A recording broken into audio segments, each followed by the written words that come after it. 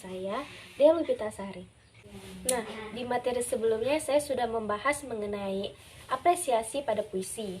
Di video saya ini, saya akan memaparkan materi mengenai apresiasi prosa pada fiksi. Perbedaan antara apresiasi puisi dengan apresiasi prosa fiksi yaitu puisi lebih pada bahasanya dan maknanya yang lebih luas.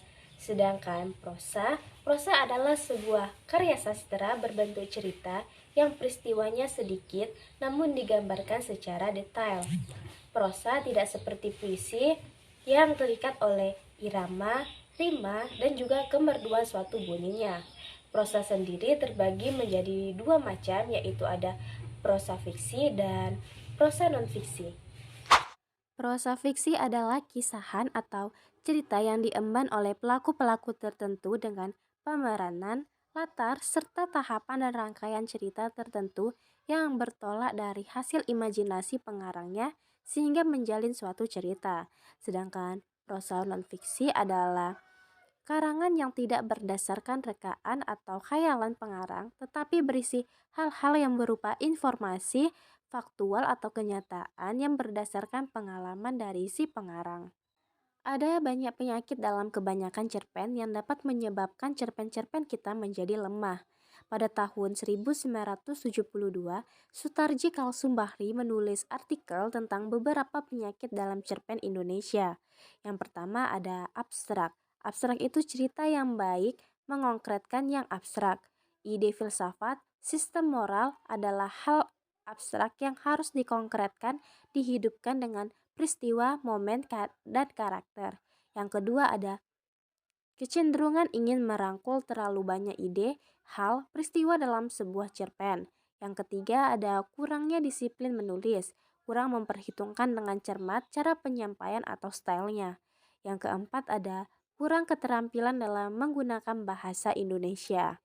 Nah, tugasnya di sini adalah mencari satu cerpen untuk menggeledah apakah ada penyakit cerpen di dalam cerpen tersebut tanpa harus mencari tahu siapa pengarangnya. Nah, di sini saya mengambil cerpen berjudul Penulis Tua.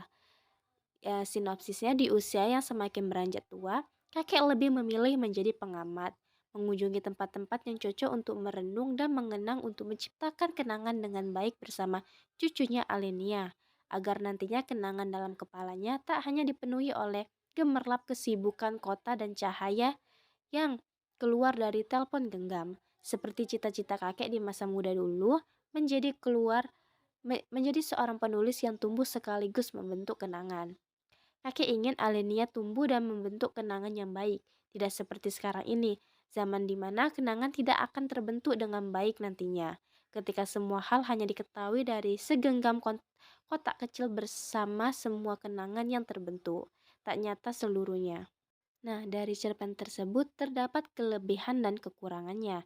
Kelebihannya, cerita ini mengangkat tema kehidupan sehingga cocok untuk dibaca oleh berbagai kalangan, apalagi generasi muda seperti sekarang ini. Bahasa yang digunakan penulis sederhana sehingga mudah dipahami oleh pembaca. Kekurangannya, dalam cerpen ini tidak diceritakan secara detail tentang kehidupan keluarga tersebut. Bagaimana cucunya si Alenia bisa tinggal dengan kakeknya, dan pada akhirnya ceritanya juga kurang bisa dipahami. Setelah melihat kekurangan dan kelebihan pada cerpen tersebut, dapat disimpulkan, cerpen ini merupakan bacaan yang menarik bagi semua usia baik tua maupun muda. Melalui cerpen ini, pengarang menitik beratkan inti cerita pada arti sebuah kehidupan di usia senja. Namun, menurut saya dari hasil analisis mengenai cerpen ini, saya melihat terdapat penyakit cerpen yang telah saya sebutkan sebelumnya, yaitu pada penyakit cerpen nomor 2 dari Sutarji Kalsumbahri, yaitu kecenderungan ingin merangkul terlalu banyak ide, hal, peristiwa dalam sebuah cerpen, sehingga pada cerpen ini menjadi terlalu bertele-tele, membuat ada sedikit alur cerita yang terlewatkan sehingga membuat pembaca kebingungan dengan jalan ceritanya ini.